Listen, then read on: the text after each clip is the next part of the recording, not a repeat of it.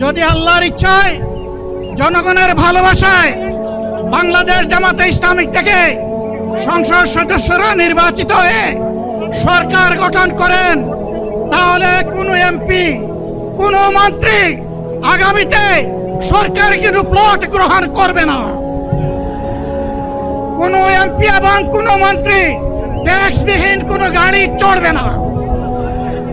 কোনো এমপি এবং কোনো মন্ত্রী তার নিজের হাতে কোনো টাকা চালাচালি করবে না।